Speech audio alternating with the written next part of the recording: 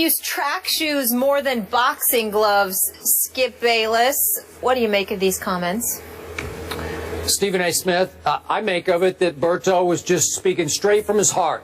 That's exactly what happens when you fight Floyd Mayweather Jr. And I put quotes around the word fight. And I will admit to you, as you well know, because you were watching my tweets, I got suckered in. I bought the fight. It wore me out trying to watch the fight because Berto's right. He runs, he ducks, he clinches, grabs. He does all that type of you-know-what. It's just, it wears me out to try to watch him try to wear somebody else out by running and running and running from him. And when that fight was over, Stephen A. Smith, Berto looked like he could have gone another 12 rounds. His face was completely unmarked. This is Mr. 49-0 we're talking about. And all the punches that he actually did throw did zero damage to Berto's face. That's just hard for me to reconcile. As is the fact that the judges are now rewarding Floyd for ducking. It's like he gets rewarded for stylish running and ducking in rounds. And silly me, and this is my pet peeve, and I've told you this before about trying to judge or score a Mayweather fight. I was taught long ago, back in the 70s when I started covering boxing, that the aggressor wins the round.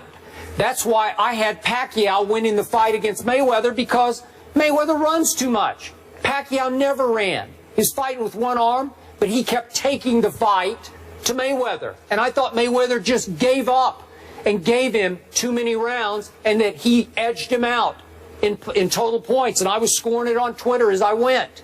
But I'm just being objective about, did you fight that round or did you not fight? And everybody, the three judges obviously had Floyd winning against Berto in a landslide. Most of the experts, I saw some experts gave Berto only 1 out of 12 rounds. I gave Berto 5 rounds because Floyd didn't fight in those 5 rounds. And obviously I'm not trying to make a case that Berto is better than Floyd, but that's not how you win professional fights, by running and ducking. You're the greatest ducker in history. That's in and out of the ring. But because he ducked Pacquiao for so long, and now it sounds like he's ducking the healthy Manny again. We'll see if that holds. But the point is, the judges are so wrapped up in Floyd's aura, in his mystique as the greatest defensive fighter ever, that you can't give him points for having the greatest head in boxing. He does. He has the greatest defensive head. I don't mean mind. I mean literally his head. You can't hit him. He's great with his head. But that's not how you score points in boxing. You can obviously defend, but then you have to offend. And it's offensive to me to watch him fight because he's almost all defense. And he has no punching power. We talked about that. Berto's laughing at him. Come on. And they're trash talking because Berto's just saying to him, that's all you got? Seriously? And Floyd's trying to clown him and show him up. And then I'm saying, well, Floyd, you should be ashamed. You picked this guy who lost 3 of his last 6 fights. Well, what are you trying to clown him for? He was your choice. Pick a better, a more worthy opponent then. But box him. Fight him. Give me my money's worth. You got my money. Just give me my money's worth. So in the end, Berto's just walking along telling TMZ exactly what happened in that fight. It's just a duh to me because he's just being honest about it. Well, first of all, obviously, I disagree with you. I disagree with you on a couple of points. When you talk about guys that, he's running so much, you are of the mindset that, that's not how you're supposed to win fights. I've made the argument to you for years. Sugar Ray beat Marvin Hagler that way because he was running a lot, and Marvin Hagler was the constant aggressor. He felt he should have won the fight that Sugar Ray ultimately got over him because he was the aggressor, and Sugar Ray ran for most of the fight and would win the last 30 seconds of each round. More power to him. But let me say this to you. I, too, was incredibly bored by the fight. It certainly wasn't what I wanted it to be. And at the end of the day, if that's Floyd Mayweather's last fight, he's not going to be missed because that's not how people wanted to see him go out. But I do believe, however, Skip Bayless, that you are ultra critical of Floyd Mayweather because it wasn't the fight that you kind of see that you wanted to see, that you didn't see what was transpiring. I will be the first to admit to you that Floyd continuously held when he was up against the ropes. The second Berto would come in, Floyd would hold him, duck, do whatever, put his head down, whatever the case may be, to neutralize Andre Berto, and that part was boring. There is no question in my mind that when they were in the middle of the ring, there were many, many occasions during the fight when Andre Berto just couldn't touch him. Couldn't touch him. Couldn't hit him at all. As a matter of fact, there were several occasions Andre Berto was the one ticking me off, and I love Andre Berto as a person. But what he ticked me off about was he was throwing these weak jabs. He wasn't really jabbing. He was like throwing these weak jabs to try to send up a right. And then when he threw the right, Floyd is holding you every time when he's against the ropes and you come in. And Andre Berto continuously lunged with his right, throwing his body into Floyd, where it was easy to hold Andre Berto. At no time did he sit there and just throw a jab and then come back with a right and just step back or anything like that. He kept lunging in, hoping that one punch and catching Floyd would do the trick. You're not going to be able to do that against Floyd Mayweather. In the end, here's what this comes down to. And I'm dead serious with this. No matter how much you claim to know so much about boxing, and I'm not going to refute it, here's what disgusts me about you when it comes to Floyd Mayweather. Whether you like him or not, he's always been this way. The reason the mega fights with him were considered mega was never because you expected Floyd to go in there and knock somebody out. It was always because somebody else was supposed to be coming for him. The bigger fighters, Canelo, Cotto. The smaller fighters, Haddon, Pacquiao. All right? Fighters with speed, Pacquiao. Fighters with power, Cotto and Canelo. Fighters that were slower. Fighters that were faster. Fighters that were smaller, bigger, more experienced, less experienced. They were supposed to be coming for him. That's what made them mega fights. And each and every single time, no matter who you put in front of him, they couldn't touch him. Literally and figuratively. That may not be exciting to you. It ain't that exciting to me. I'll be the first to admit it. Okay? It's not that exciting to me either. But I can't deny his greatness as a defensive fighter.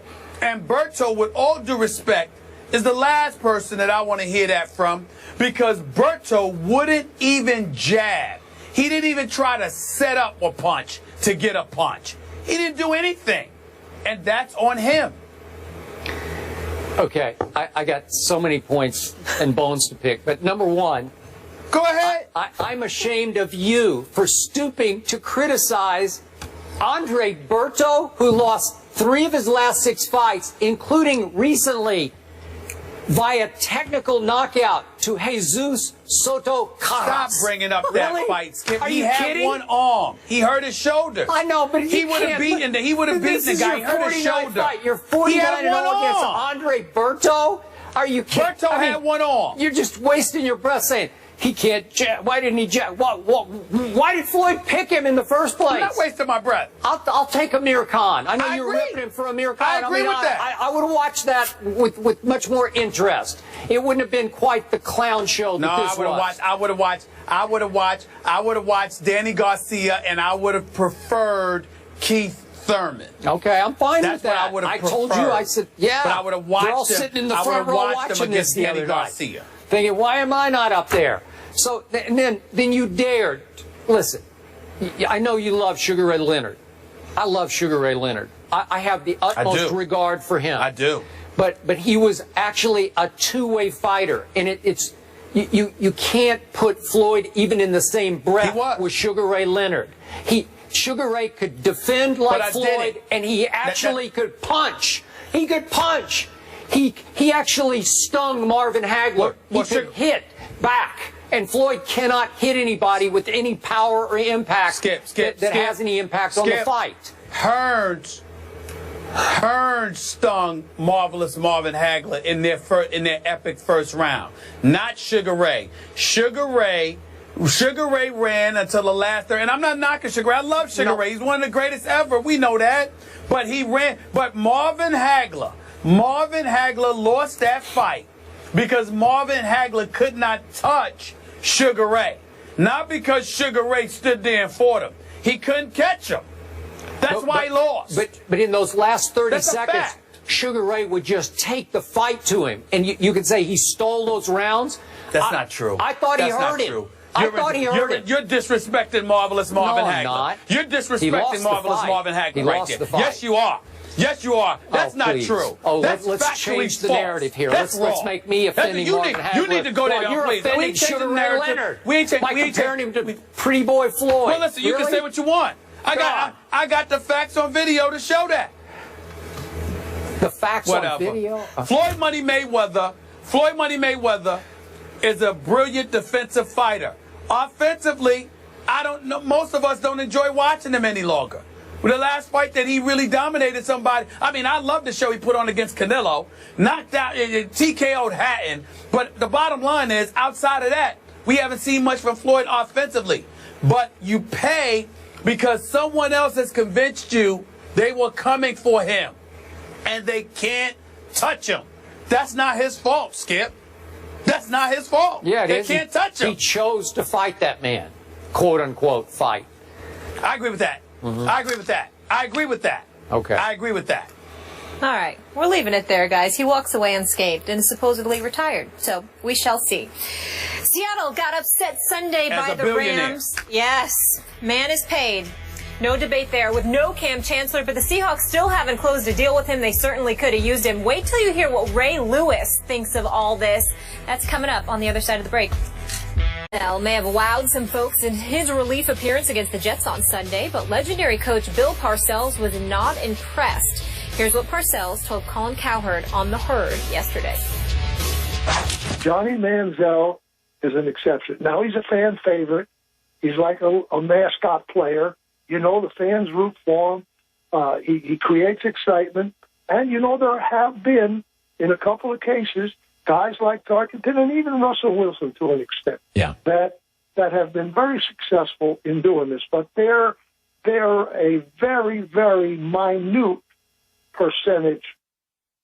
Skip, a mascot player. Yeah. Are Parcells' comments inbounds or out of bounds? You know, I must admit to you, Stephen A. and Molly, I had only read those comments. When I heard them just then, that's the first time I heard them, they didn't play as out of bounds as they read. So I'm going to back off just a little bit here. Obviously, I'm a Johnny fan, so I'll probably overreact here. But it read like a cheap shot to me from, as Molly said, a legendary coach who, to me, I think he said some fairly nice things about Johnny before he got drafted. And another great coach named Nick Saban, I don't think he would call Johnny a mascot player because Johnny tore him apart twice when Nick, as a great defensive coach, attempted to stop Johnny his last 2 years at Texas A&M. So it came across to me like Parcells is kicking Johnny when he's a little bit down right now. We know he had a big problem last year, and it took almost 2 months of rehab to try to address that problem. He had an arm issue in camp that limited his reps. Last week they said he got very few reps as the backup quarterback to Josh McCown, and he gets thrown into the fire on Sunday against the top maybe 2 or 3 defense at the Jets in their home opener, trying to run the Josh McCown game plan called by a guy who was coaching as the offensive coordinator, who was coaching as the offensive coordinator first time in the National Football League. Well, that's pretty hard. So you can dismiss him as a mascot player all you want, but I think the jury should still be out. I think he can play. I've always thought he can play. You just got to let him have a little better circumstance than he had on Sunday against the Jets. Well, I think that you're doing a disservice to Coach Bill Parcells because you're not listening to the specifics of his word. He described a mascot player as being somebody who's being rooted for by the fans. He's a real crowd and fan favorite and a relative underdog. He's usually miniature in stature. He mentioned the great Fran Tarkenton, who guided the Minnesota Vikings to 4 Super Bowl appearances in the 70s. So clearly he's not looking at a mascot player and saying it in a derogatory fashion. He's just saying that the expectations are usurped by hope because you're rooting for this guy, and as a result, that's how you look at it. But he also pointed out factually that only a minute amount of individuals in that position from the quarterback standpoint usually succeed, and Johnny Football is behind the 8 ball. Let's also take into account the fact that Teddy Bridgewater, drafted after Johnny Football, is the starting quarterback for the Minnesota Vikings. Derek Carr, drafted after Johnny Football, is the starting quarterback for the Oakland Raiders. Both of them, especially Carr, are considered better than Johnny Manziel with more of an upside. We'll Cleveland's see. roster might have something to do with that. Their coaching staff may have something to do with that. You can say we'll see all we want to, but what we have seen thus far qualifies a Hall of Fame, multiple Super Bowl championship coach to say what he said. And I have no problem with it. None. Okay. Well, I told you when I read mascot player, it read harsher than it sounded when I heard the soundbite. So I'm going to back off a little bit, but it hit me the wrong way last night when I read it. But this way, I say, okay, I got you, but I think Johnny is rare breed. I think he's in there with a Tarkenton or a Doug Flutie, who I have great respect for because he's so athletic and so quick and fast. So we'll see how this plays out. We will see.